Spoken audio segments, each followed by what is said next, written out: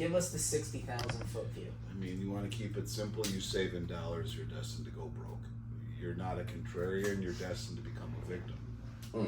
And I think that's the truest statement you can make. The dollar is losing value precipitously. It's down 10% this year. But it's been falling every day of our lives.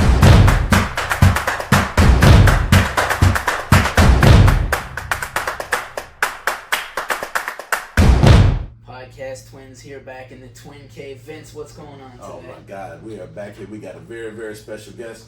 But before we get started, it's my job to remind you to always subscribe. Click subscribe. Make sure you share it with everybody else. Don't forget to follow us on all the platforms: Instagram, TikTok, Facebook, everywhere you can find Podcast Twins, and especially on Spotify. So make sure you click and subscribe. And I'm going to go ahead and let Drew do the intro. Yeah, I've been excited about this one for a while. We want to thank Andy Schectman for being here from Miles Franklin. He doesn't really need any introduction. No. He's all over social media. Lots of his episodes on different podcasts. He's on 15 podcasts a day sometimes, 200,000 plus views. I mean, Andy, I can't thank you enough for coming down here. You were introduced by our good buddy Russell Cohen, who has been instrumental in blowing our minds with all the stuff going on that we don't know about. So thank you. Yeah, pleasure's mine. I'm going to have a hard time telling you two apart. Absolutely. Give me a little bit. We get it all the time. I'm Drew, and that's Vince, Yes, and right just on. do your best. All But, right. you know, if Good. left is Drew and right is Vince, I know we look exactly. But if you mix it up, it's okay. It's We okay. understand. Yeah. Sometimes we mix it up even, so it's okay. But, you know, thank you, Jana, for being here as well. We've got an audience, so Yes. appreciate you coming down, and we've got a bunch of really big stuff going on with Podcast Twins and Miles Franklin. But before we get to that, Andy, I'm going to ask you kind of to make it as simple as humanly possible, because Russ did a really good job of making it simple and straightforward, so we want to kind of keep with our audience level of understanding on this, because less than 1% of people know any of this stuff is going on. That is a fact. So give us the 60,000 foot view of why we should listen to Russell's advice and look at gold, look at silver, look at XRP, XLM, maybe even Ethereum, which I just learned about yesterday, and give us, you don't know that one. Well, no, I'm watching them all yesterday and today, and my head is just pulsating. Well, before you explode Vince's head, Yeah. give us the 60,000 foot view. I mean, you want to keep it simple. You save in dollars, you're destined to go broke. You're not a contrarian, you're destined to become a victim. And I think that's the truest statement you can make. The dollar is losing value precipitously. It's down 10% this year. But it's been falling every day of our lives since, give you an idea of what I mean. My father graduated college in 1963. Okay. He was married to my mother that year. He says to me, Andy, your mom and I could live comfortably on $6,000 a year in 1963, my first salary. You look at 1971. I was born in 1970. Prior to 1971, the dollar was backed by gold. So countries around the world could exchange their dollars into the U.S. Treasury for an ounce of gold at a fixed rate of $35 an ounce. And President Nixon closed the gold window in 1971 because too many countries around the world were doing that. In fact, it was largely President de Gaulle from France. He was sending warships over to New York Harbor with dollars, realizing that we were printing more dollars than we had gold backing it to fund the Vietnam War, and said, give us back our gold. And we did, but then he closed the gold window, meaning the dollar was no longer convertible into gold. It was backed by nothing but, in essence, the military and the printing press, the ability of the U.S. government to make you pay your taxes and to be able to print.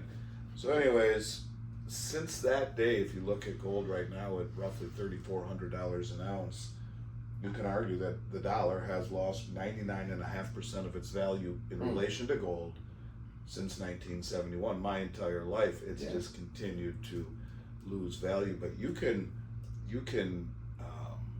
show this. I could show you in relation to real estate. You go back to 1960 as an example. 1960, the average price of a house was $17,000. That's according to the Census Bureau. I think it was $16,950. I used to do this all the time. And gold was $35 an ounce. So if we take $35 an ounce and divide it into 17,000, you get 485 ounces of gold. So 1960, your grandparents are thinking, should we buy this house, or should we take the gold that great grandpa or grandma Frank left us? It wouldn't be Grandma Frank. Yeah, I hope maybe Francis. Yeah. We go Francine. Well, it is 2025 right. now, so I don't know. Right. That's a different T-shirt. Right. That's true. That's true. Anyways, so should we buy it? Take out a mortgage? Remember, my dad. 3 years later, my parents could live on $6,000 a year. Yeah. So 17 grand. That's 3 years' salary. Okay, fine. We will. We'll take out the mortgage and we'll just stick the gold under the mattress where it's sat for the past 65 years, earning nothing. People always say, well, gold pays no interest. Okay, so let's just see how that played out. So the average price of a house today is $420,000, and those 485 ounces of gold today at $3,400 an ounce is worth $1,650,000. Divided by 420,000, that buys you 4 houses. So what I'm saying is that gold has a way of keeping up with purchasing power. We can make it more relevant. Let's go to 2005. 2005, the price of gold was $400 roughly, and a house was $220,000 roughly. I just did this the other day. So 220,000 divided by 400. It's 550 ounces of gold. Today the house is worth 420. So yeah, the dollar's depreciated against real estate, almost halved, right? Your house is worth twice as much as it was 20 years ago. Yeah. So your dollar doesn't buy you as much in terms of real estate right now. But again, those 550 ounces of gold today that you could have used to buy that house in 2005 is worth $1.87 million. Divided by 420,000 buys you 4.5 houses. Yeah, 4.5. So you can go back. Let's go back to 1930. Let's go back to 1900. A $20 gold coin, what's called a double eagle. It's an ounce of gold in essence. It's just under an ounce of gold, but that was money prior to 1933 when Roosevelt confiscated gold. People were walking around with $20 gold coins in their pocket, and that $20 gold coin back then, $20 in 1930, would have bought you everything you need to look perfect at a wedding: a suit, a tie, shoes, maybe even an overcoat if you're up north. The whole 9 yards, right? $20. $20. That and remember, a dozen eggs back then was a nickel, and so that was a lot of money back then. So $20 today doesn't even buy you a couple pairs of shoelaces for your shoes. Yeah. But that ounce of gold of $3,400 still buys you that suit and a nice one. The overcoat, shoes, everything. Yeah. And probably even some money to go put in your pocket. Go put in your pocket. I So mean, gold retains its value. The dollar doesn't. That's as simple as I can. It's pretty simple. say it. It's pretty simple. So and do you agree with Russell's assessment that there's going to be some sort of event sometime in the fourth quarter? Whether the power grid goes down or there's another war or a bigger war, because there's plenty of them going on right now anyway, that at that point the great reset or the great taking is going to happen because the system has gotten so far into debt, 38 trillion, 40 trillion, it's just a pie in the sky number that no one can even really fathom at this point. I think it's a mistake to pigeonhole yourself into the fourth quarter. I would say mathematics rule, and the math of it, the inevitability of it is real. In the next 2.5 years sometimes, because that'll be 250 years for the U.S. Yeah, that would actually be next July 4th. It'll be the 250th anniversary of the country, but I think the timing of it is less important. You'd rather be 6 months or 6 years early than 60 seconds late in that environment. regarding the Great Taking, that's a book written by a man named David Rogers Webb. I would suggest everyone read it. And if you don't want, and go to thegreattaking.com and download it for free. You can read it in a day. It's easier to go to YouTube and look for David Rogers Webb, The Great Taking. He narrates it in an hour. It's a very, very frightening book. It talks about the changes of the Universal Commercial Code and how just about everything you own in a certificate form is really not yours, that you are subordinate to the custodian. In other words, whoever holds that, JP Morgan, or whoever holds it at the DTCC, which is where all the securities are centrally held, has priority over you.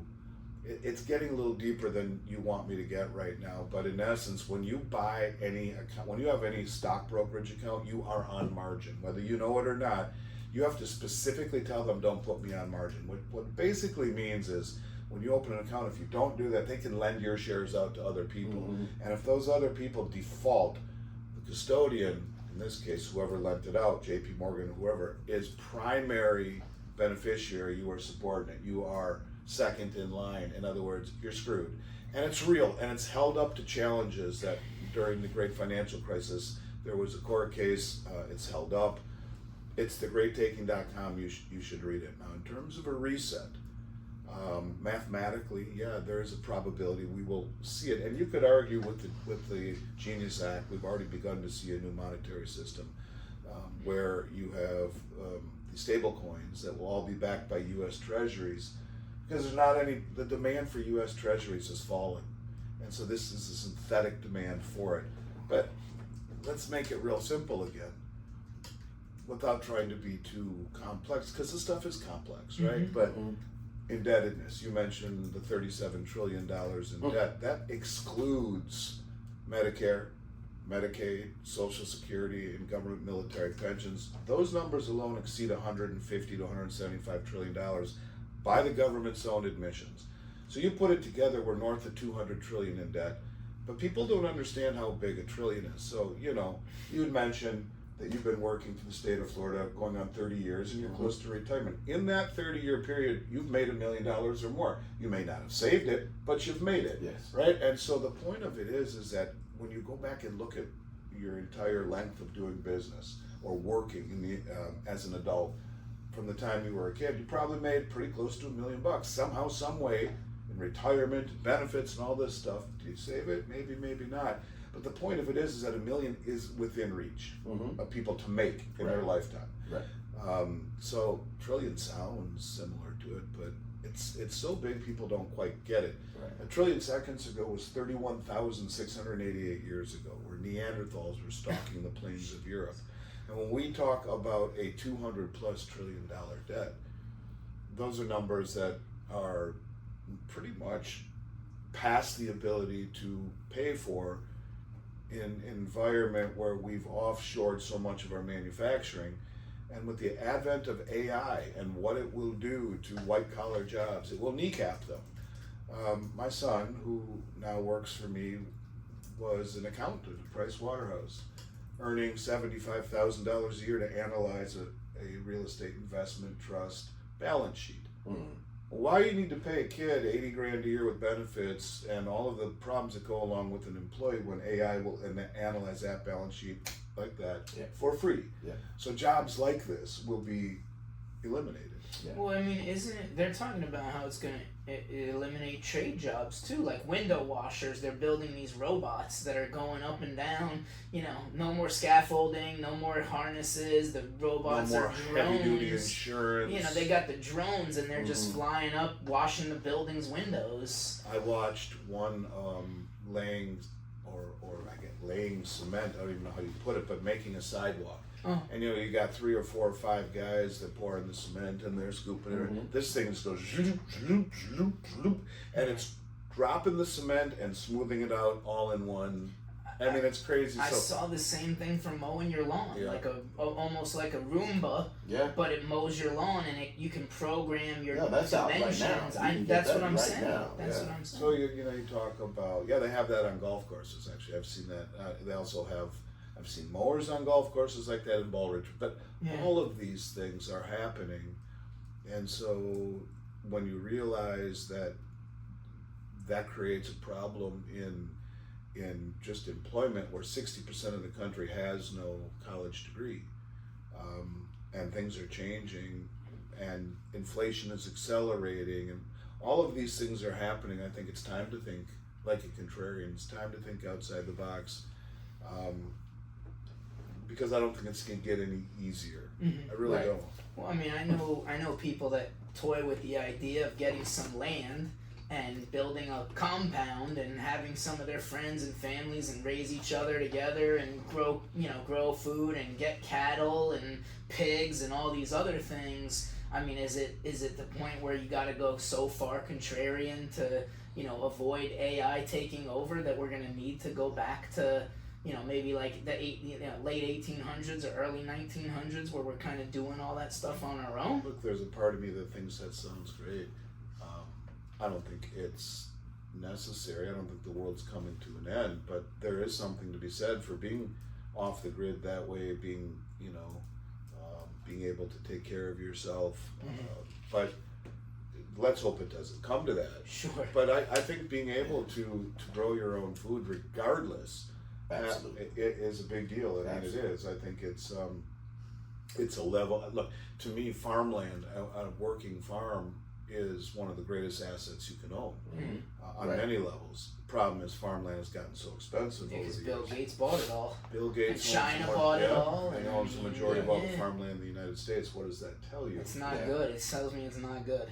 That's scary. Yeah. That's scary. Yeah. That tells you it's a lot of Monsanto going down, so the bear can But I mean, I will. sell you some medicine to fix what Monsanto did. Wait a minute, they're the same company. Yeah. Sorry, but let's But keep going. that's the way that it Yeah. goes. I mean, Yeah.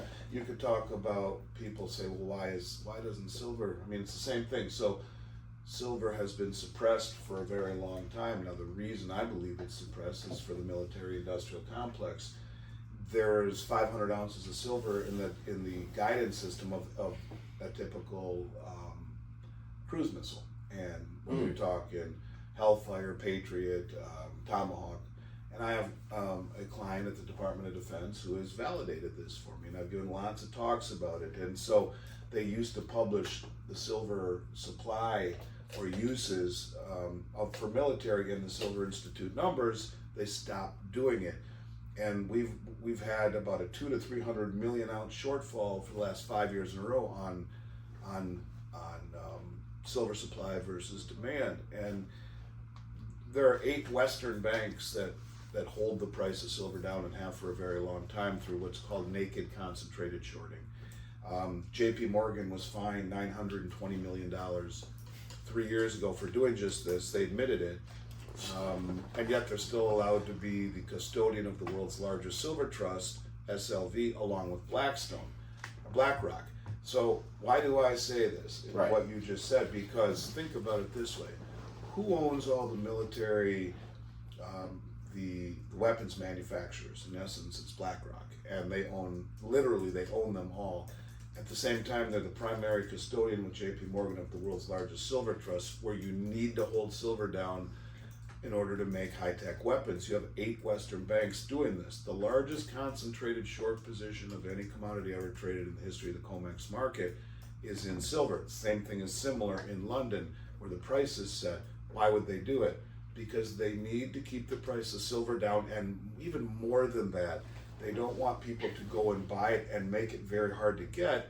They need to make high-tech weapons in order to sell all around the world and blow up places like the Ukraine. But then who gets the reconstruction contracts? BlackRock. Right. So it's the same thing in a different thing, a different. It's the same wolf in different sheep's clothes. Yeah. In this case. Yeah. Follow the money and the dollars make sense, And right? now That's what we the say. money is just a circle because Yeah. it's all coming back. So you started touching on silver, and Russell said something in the last podcast where he said silver's maybe even a better hedge than gold, because if gold starts going crazy, Right. silver's gonna follow it. Is that kind of your There's a estimate as well? 90+% correlation in their movement since the beginning of time. Not always in perfect symmetry, but as one goes, so does the other. Okay. If you've ever gone water skiing and you go, when the boat turns, the rope kind of loosens a little bit and you go way around that, it's that slingshot. Effect, yes. So typically gold goes first and silver slingshots past it and beats it on a percentage basis. That's the way that it's typically gone. And you're right, if gold gets too expensive, they say that gold is the metal of kings and silver the metal of people. And so, I think from a standpoint, the word that I would use is asymmetrical, meaning the lowest downside and the highest upside of any asset class I've ever seen, ever. And it's disappearing in nature. Like your skin is epidermis, silver is found in nature in a form called epithermal, right near the surface. The big deposits were found decades ago. And so it's in shorter supply. It's gold, it's coming out of the ground right now at a 7-to-1 ratio to gold. It's mining ratio. It's geologic ratio. For 5,000 years, it was 16-to-1, as was its price. Now, because of that suppression that I mentioned, where the West wants to make high-tech weapons to rule the world, you kind of gotta keep silver cheap in order to do that. It's coming out of the ground, or it's being priced right now at what is the current ratio? The current ratio right now is, let's call it 3350 divided by 38. So right now it is 88-to-1. It's been there less than 1 or 2% of the time in all of human history. When you talk about asymmetrical, coming out of the ground at 7-to-1, priced at 88-to-1, being suppressed because the West needs to make high-tech weapons. The one thing that the West never counted on is the coordination, the motivation, and the sophistication of countries like India, China, Russia, Saudi Arabia, who are now wise to what the West is doing and are using the Western suppression against them, standing for delivery. The contracts on COMEX and in London, the London Metals Exchange, which is a 140-year-old exchange, the oldest in the world, have delivery options. So this is where no one ever stood for delivery my entire career. Rarely, like 1%.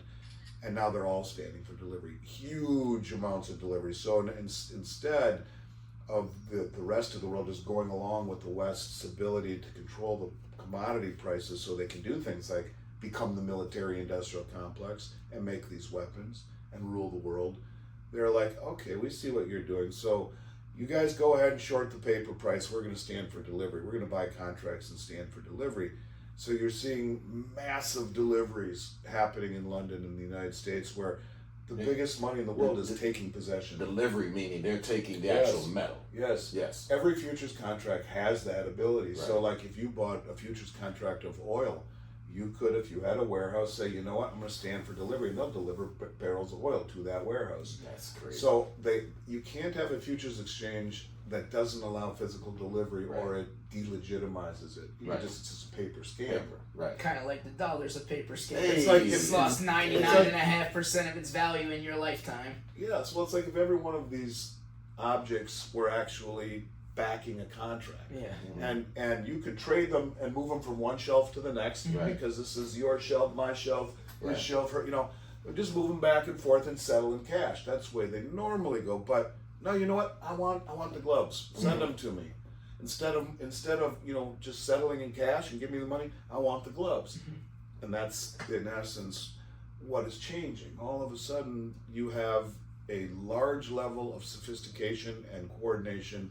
These countries in the global south who are sick and tired of the West being able to rule the roost, at the same time destroy the value of the dollar, which they're doing, as we've just talked about. So instead, they are slowly accumulating assets which are worth more than the dollars that are used to accumulate them. Right.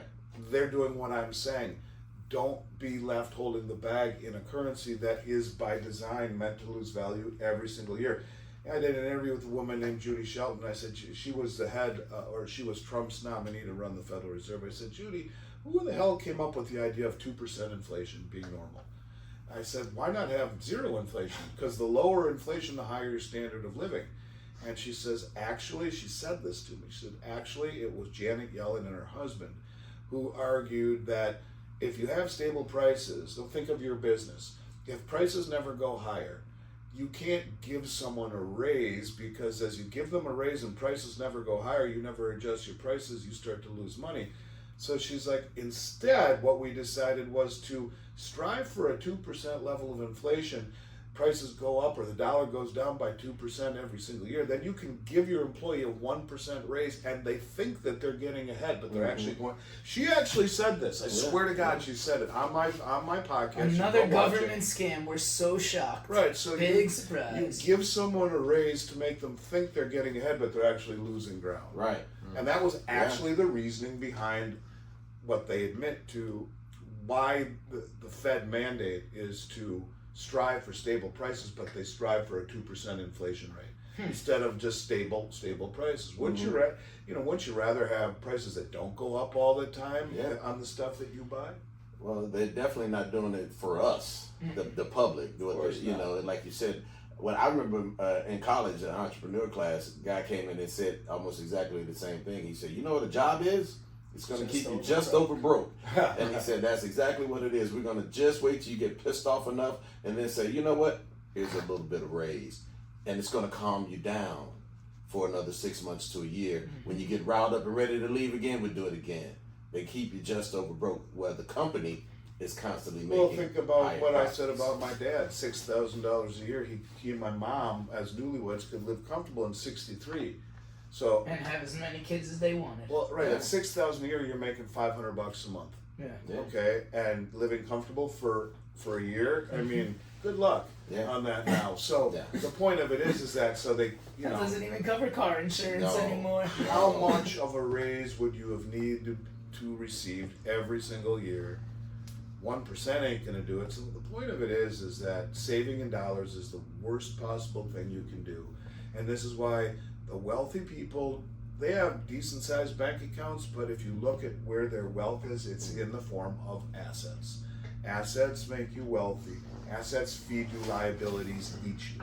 And so when you talk about cryptocurrencies or precious metals or any asset, land, it's the accumulation of assets that make you wealthy. And those assets go higher and higher and higher in value in the face of a dollar that's going lower and lower and lower and lower. So it's not that gold goes higher. It's not that anything goes higher. It's that the dollar that we measure it against is falling. So let's just pretend the edge of this table is a bathtub and the water underneath it is the value of the dollar. So here's my ounce of gold right here, sitting on the ledge of the bathtub. And the value of the dollar through inflation is going lower and lower and lower and lower and lower. So did the gold price go up, or did the dollar which we measured against go lower? And it's the same exact thing. Go as far back as you want to go. The dollar doesn't purchase you as much anymore because it is being inflated away by a government who has the ability to do so without something like the gold standard, which says no, you can't print any more money until you add more gold into the pile. Right. So there's nothing backing the politicians' desire to print money to get reelected, to fund stupidity in terms of the things that we give it away for. And then you get a group like Doge come in and say, well, here's $2 trillion in ways that you can save money in Congress because of this type of ingrained stupidity in politicians' heads, where you have to give money to special interest groups or all hell breaks loose. They only agreed on $85 billion in savings. That's 38 hours of government spending. 38 hours. That's it. So when you talk about, holding your wealth in dollars instead of in assets,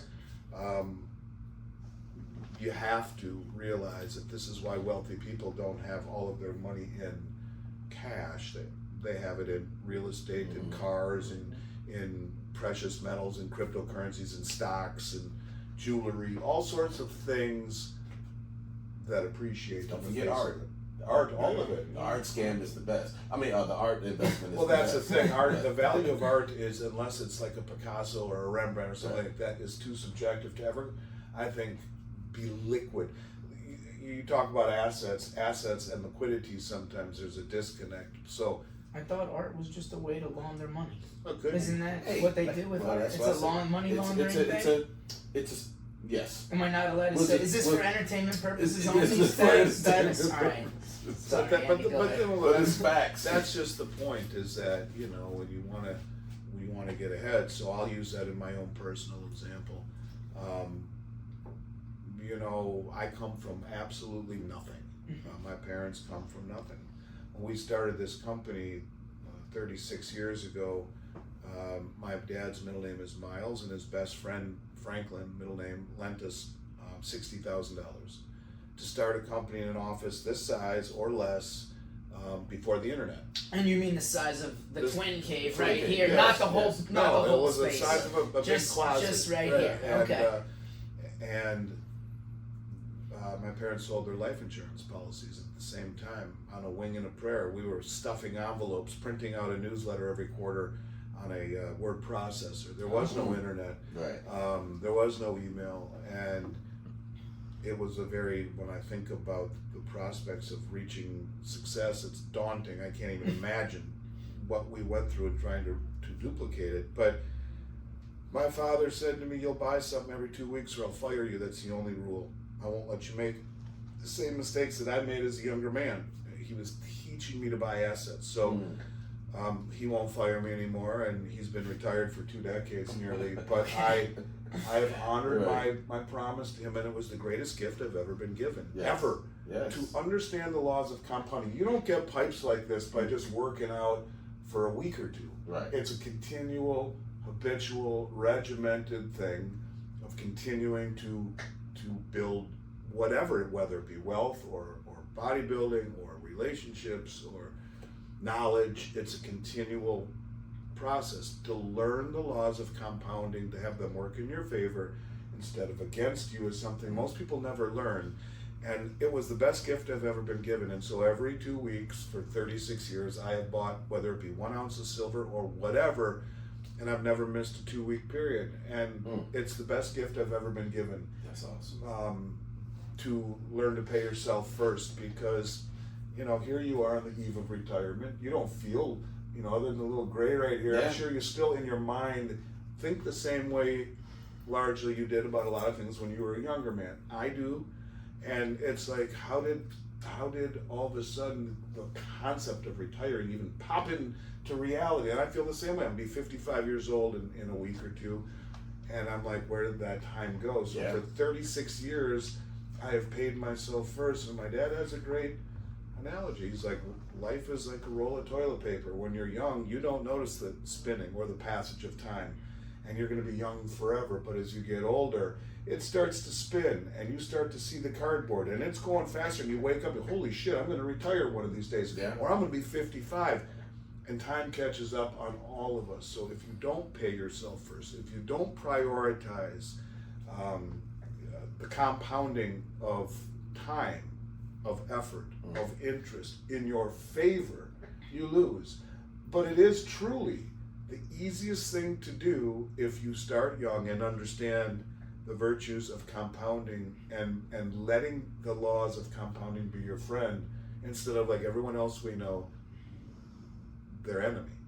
And I think that was the best gift I've ever been given, ever. Truly, honest to God, the best gift, because you do anything for 36 years, every 2 weeks you look at it, holy crap, where'd all this come from? Right.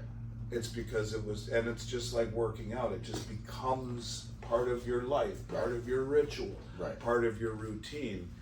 And if you want to make it simple, that is the simplest thing I can explain to you as to how you become successful and how you become self-sufficient. Those are our best 2 words. Like in the case, compound interest. We always say in every episode, those are the best 2 words in the English language. Or compounding of time or of effort. Yeah. The compounding of anything in order to benefit your future self. Most of us are too short-sighted to believe in the future. I smoke cigs, 4 packs a day. I'll quit sometime, people say, and then all of a sudden you wake up and you never quit, you're too old. But it's the same thing with anything. Just start somewhere.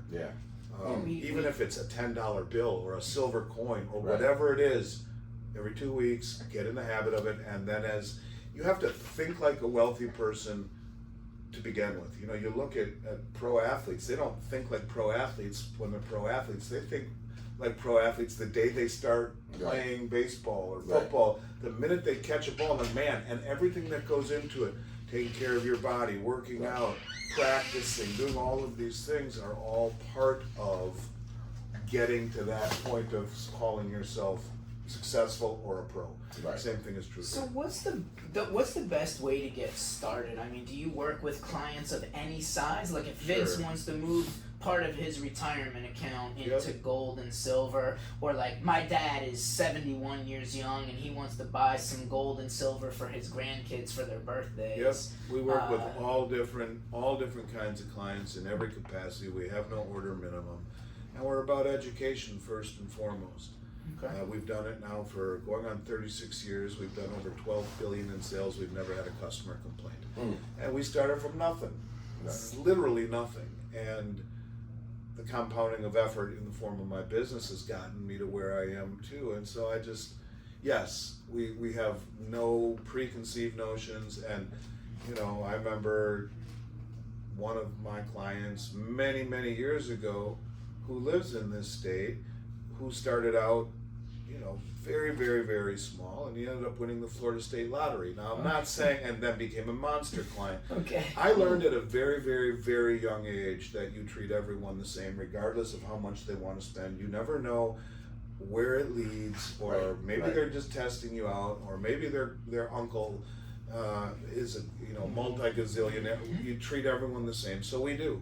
Okay. We have no order minimum. We take the time to educate you, whether you're spending 10 million or 10,000 or $100, whatever it is. We are there to earn your trust, earn your business, and help you understand the dynamics of monetary policy, fiscal policy, economics, geopolitical events, all of these things that we do on our YouTube channel, and have been now for 5-6 years.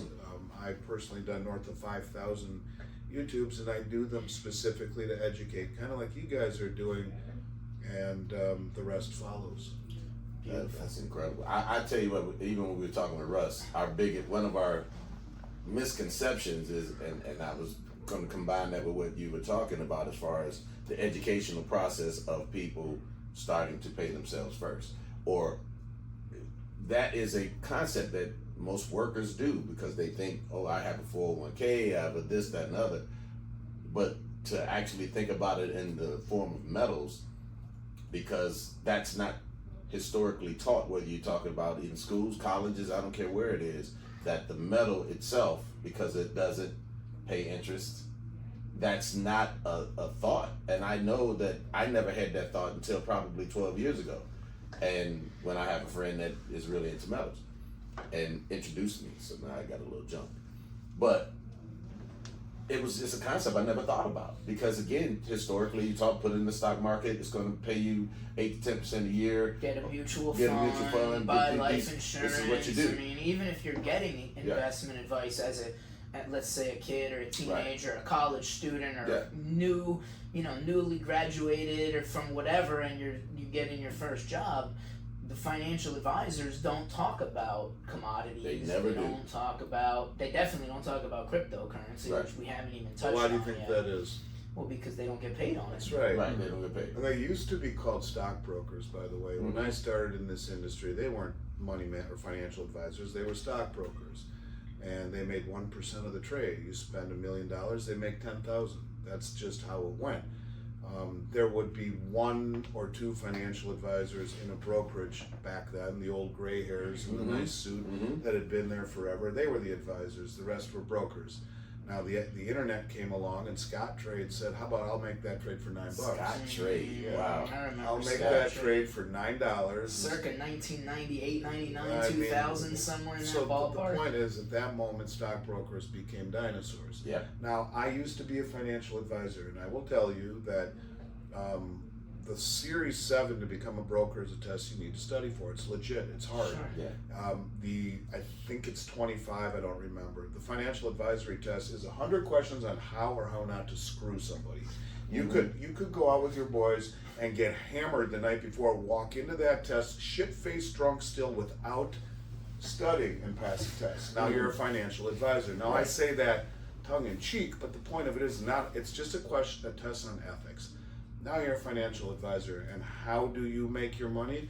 By keeping it under management. So if I take a piece of this out to buy metals, no, you don't want to do that. Right. Why would you ever want to do that? Let's just not even talk about it. If you go back for the last 25 years, gold has doubled the performance of the 10-year Treasury. It has beaten the S&P 500. For 25 years, it's averaged 9.9%. The S&P with dividends reinvested 9.6%. It's outpaced all forms of traditional investing, and yet it is ignored by the advisors because they don't make any money selling it. And so why would you, look, most advisors, and I don't want to pigeonhole them all, but many of them learn more and more about less and less till they know everything about nothing. And they think the only way to retire is to find the road paved with stock certificates and mutual funds. Right. And you know, I think that's a big mistake. It's a very big mistake. And if you look at the current market action right now, which is very interesting. Now, currently, the retail investor, mom and pop, have the largest allocation to stocks they have ever had in the history of the stock market. Right now, today, 54%. That's more than during the 2000 or the dot-com bubble in 2000. They also have the largest margin position they have ever had, over $1 trillion. When you margin something, remember I was saying you're on margin. But so if I have $10,000 in my stock brokerage account, I can margin 10,000. So I can control $20,000 worth of stock. If the price goes against me, I get a margin call. I need to pay money in order to not have a portion of my account liquidated. It's speculative. It's gambling. It's leveraged. And so not only do you have the greatest allocation by the retail public in stocks, the largest margin account percentage ever in the history of the stock market, also the largest options involvement ever in the history of the stock market, which all signal speculation, leverage, and gambling. At the same time, just since June, now you're talking 2 months, going on 3, Jeff Bezos has sold $6 billion in Amazon stock since June 1st. You have the institutionals, which are the hedge funds. They've been selling between $2 and $4 billion a week since June 1st, every week. You have Warren Buffett, the greatest value investor of all time, sitting on the sidelines with $500 billion in cash. You have Zuckerberg and Jamie Dimon all dumping stock. You have the 3 biggest shareholders and board members from NVIDIA have sold a couple billion combined. So you put all this together, you have the insiders are moving out of equities. At the same time, you have John Q. Public and his mother fully in, all in, more than any time in history, not just in on leverage, on margin, highest margin ever, and the most option exposure ever. What could possibly go wrong? Is the insiders are going this way, the retail's going that way. Now, same thing is true in metals. Right now, you have very little exposure by the public, but you have, since November, the United States has become net importer of gold. We have been delivering into the COMEX market in New York more gold and silver than the United States has ever seen, ever. And I'm talking to the tune of well north of $100 billion coming in, and the biggest money in the world, and the biggest, most sophisticated, and more importantly, well-informed traders on the planet. Central banks have been gobbling up gold and silver, but now the most well-informed traders in the United States are buying gold and silver and taking delivery in New York. No one ever did that. Nobody ever did. So if I can paint a picture, going back to what I said at the beginning, you save in dollars, you're dead. The biggest money in the world is importing and taking possession of gold and silver off of the world's main commodity exchange, the New York COMEX, more than any time in history, ever. At the same time, they are leaving the equity market in droves as the public has jumped full in. I mean, so you want to talk contrarian indicators? That's about as big of a contrarian indicator as you get. And it's not what the public is doing. It's not what the masses are doing. It's not what you think you you need to do to retire comfortably. Look what the big money's doing. They're leaving and buying assets that you hold physically. The public has nothing in terms of physical assets and is all in equities. It's a very dangerous time right now. It truly is. Going back to what you said about Russell, could the shit hit the fan right now? Are we on the precipice of it? Sure, maybe. Right. Mathematically, maybe. But rather than try and time that, which you'll never do, other than just by luck, you start to do what you can to mitigate your exposure to those types of assets right now, because that's what the big money is doing, and at the same time start accumulating physical assets that you hope you never need to use. And if you do, you're damn glad you have it. Doesn't just need to be for an emergency. It could be an opportunity, a real good opportunity. Or if not, you pass it on to your children and your grandchildren. There are very few things that you can pass on that have sentimental and intrinsic value at the same time. At the same time, like things like assets. Yeah. You know, because my dad held that, and I know he bought it thinking of me and meant so much to him. I'm not going to piss that away. I'm going to keep it, give it to my kids. It's just it's. You go back through time. You know, gold was mentioned over 500 times, I think, in the Bible, and you know. Through all of history, pharaohs and kings and queens and emperors, they owned gold not as an investment but as a form of immutable wealth. So the whole idea of this discussion is gold and silver are not investments, they are wealth that outlived 2 world wars, the German hyperinflation, the Great Depression, every pandemic, and been all the way back thousands of years ago were mentioned in the Bible. And here we are, north of 5,000 years later, and the most well-funded and well-informed traders on the planet are buying it like it's going out of style. So it's not, you don't buy it to become wealthy, you buy it because it is wealth.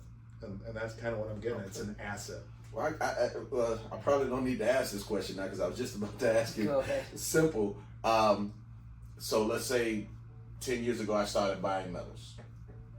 And life is good, and now I'm in a pinch, or I get an opportunity. And I've been taking delivery. I literally have a safe full. You know, is that where they use companies like yours to exchange that for that opportunity? Sure. Absolutely. But the thing about it is that the word homogenous comes in. You mentioned you were just on the way here, you were way up north, couple towns up. If you got a McDonald's hamburger there or one right here in this town, they would taste the same. Right. Homogenous, same. It's like a gallon of milk is a gallon of milk wherever you buy it. Well, an ounce of gold is an ounce of gold. Some dealers will give you a better price and have a better reputation and a longer track record, and etc. But the point is, you're not beholden to a company like mine. If you bought it from us, you can sell it anywhere, whether it be any major coin shop, or precious metals dealer. There's some in every city in America, all the way down to a pawn shop. You would be better off selling it through someone like myself, get a higher price and a wire right away, and it would be just cleaner, quicker, easier, probably better price. But yes, 36-year-old company with a great reputation. But you don't have to do that, is the point I'm getting at. So you don't have to feel like, well, shit, you know, I really didn't have a great relationship with that guy. I don't really want to call him. You call anyone you want. Right. And that's one of the nice things about it. It's you could universal. just sell me some of it, Vince. Well, you don't even have to. You just bring it here, and I'll buy it from you. I really put that out there because to talk to those people, that are saying that everything's 401k based, blah blah blah blah blah, cash based investments case, that they know that if they had it and they absolutely needed to do anything with it, whether it be in retirement or have a great opportunity, that there is ways that they could liquidate that. I'm sure. I'm sure that 99% of financial advisors or stockbrokers, like they used to be called, would tell you it's illiquid, which is actually, we found out just now, is BS. And that's why I asked that question. I put it out there for the public. See, that's the thing. Like if your wife said, "I need to sell my wedding ring," right? That's illiquid in the respect that you're not an expert in diamonds. You don't know what it's worth. And where do you sell it? You're pigeonholed into a jeweler, and what they tell you you're dependent upon.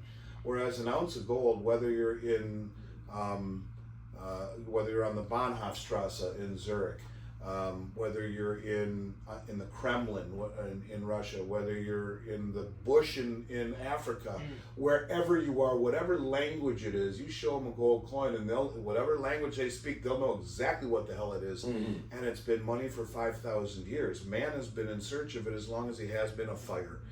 nearly. And so when you talk about it's in our DNA, everyone knows what it is. It's universal. You can sell it anywhere. There's a million legit places you can sell it, and it is more liquid than anything.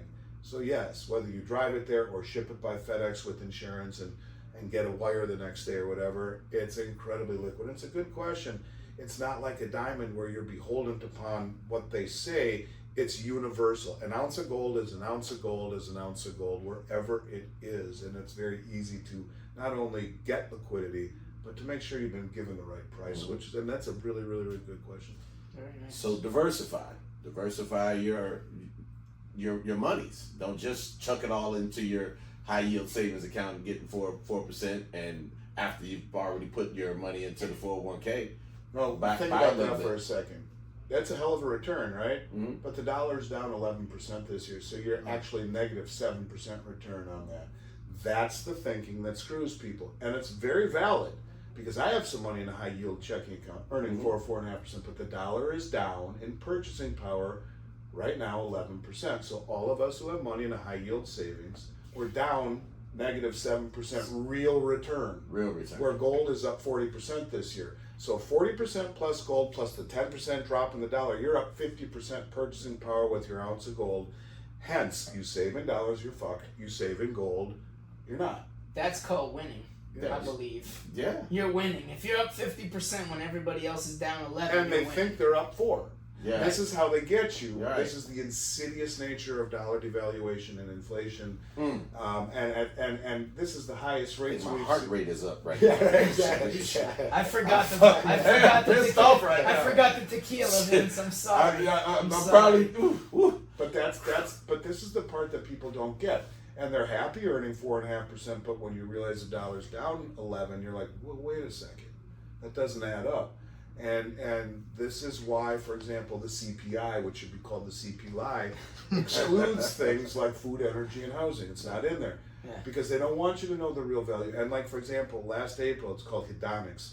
When coffee was up 85%, they pulled it out and substituted it with tea, because you're not going to drink coffee in the morning if it's up 85%. You'll have tea. Right. No, I'm still going to get my coffee. Well, and if steak is too expensive, you're not going to eat a steak on Friday night. No, you're going to eat a hamburger. No, but I'm still going to have my steak.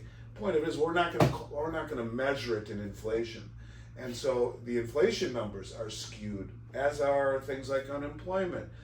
The unemployment numbers, they just. In May and June of this year, they said in May we added like 285,000 jobs, and in June we added 255,000, real close to those numbers. And so the markets reacted, economy is great. And then quietly, just last week, they revised those numbers. Instead of the 285,000, it was only up 40,000. So 240,000, we were off. And then the next one, instead of 245, we only added like 37,000. So in essence, we added about 80,000 jobs, not the 475,000 we thought.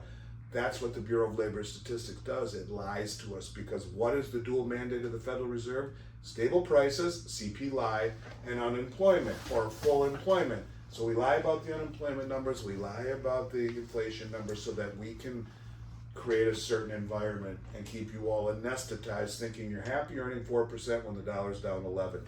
We got you. This is why saving in assets is far better than saving in dollars. This is why the rich get richer and the poor get poorer, because of it. And it's not a mystery. It's just, you got to pull back the veil and say, oh, I see. Don't save in dollars. That's it. Well, I mean, Vince and I have been believers since we had Russ on 4 times, but now it's definitely time to get going on buying gold and silver immediately, if not sooner, and right? I'm telling you, a buddy of mine, he's been on this train for a while. 10, 12 years, you said. Yeah, and so he was like, hey, I'm buying a roll of these coins. Mm-hmm. All right, I'll buy 2. We got some junk silver. Okay, I'll get... Junk silver is probably the best value in all of silver right now. For those who don't know what it is, it's dimes, quarters, and half dollars, minted prior to 1965. And it goes to show you how money becomes worthless when you pull the real money out. So a silver dime right now is worth roughly 2.5. Well, let's see what silver is. Make it exact. A silver dime, in terms of its melt value right now, is 38 $8 silver times 0.715. So right now,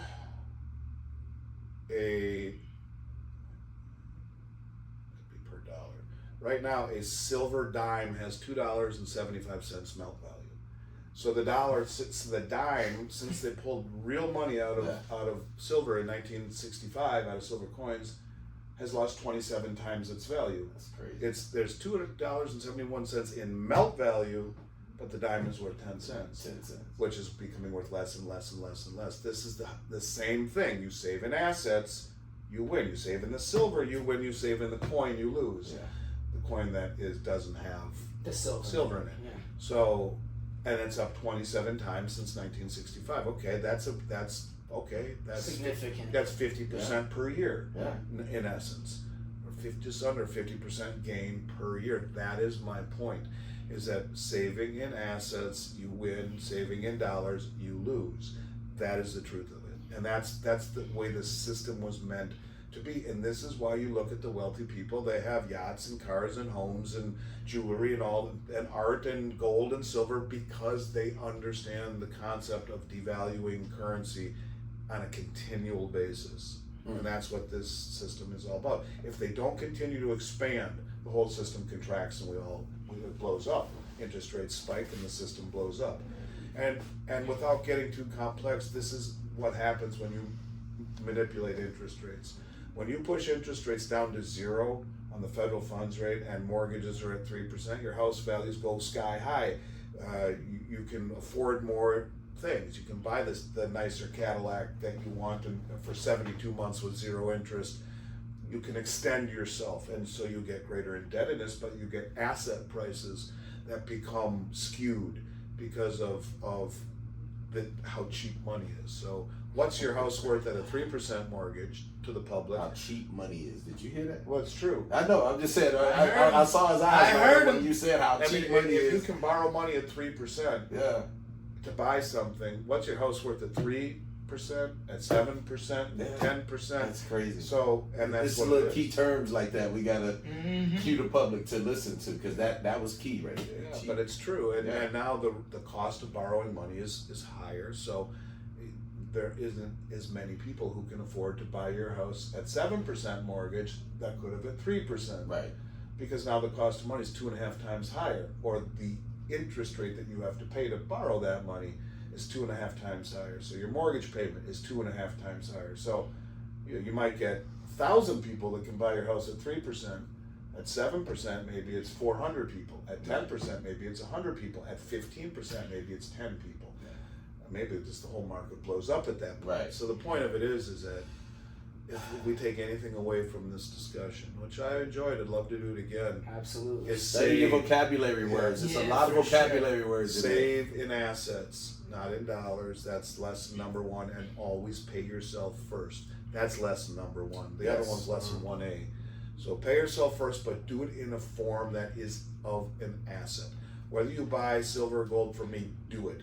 Buy something like an ounce of silver or some junk dimes, quarters, or whatever. I mean, you can go to a shop, a local coin shop, or call me. But if you were going to a local coin shop, you could for $20 you could buy 8 or 9 silver dimes. Doesn't sound like a lot, but if you do it every week or every 2 weeks when you get paid, at the end of the year you've done it 27 times if it's every 2 weeks, and now you've got something.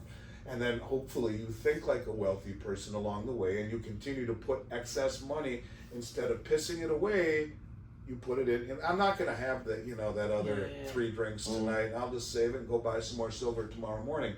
I'm not saying that that's what you need to do. I'm just simply saying that the more you think like a wealthy person and put your excess weight in assets, the sooner you do that, the better off you are. And not only that, one other thing that I really love, David Rogers' Web, The Great Taking. It's very difficult to take your junk silver. They're going to have to deal with you first, coming into your house and finding it, and then deal with you. Right. So the point is, you remove counterparty risk. Having physical possession of something that nobody knows that you have is worth something in a world that is becoming borderline quasi-surveillance state, with everything from our phone to our money to everything being online. And the algorithms and the data and Planeteer you mentioned. We talked about that with Russ.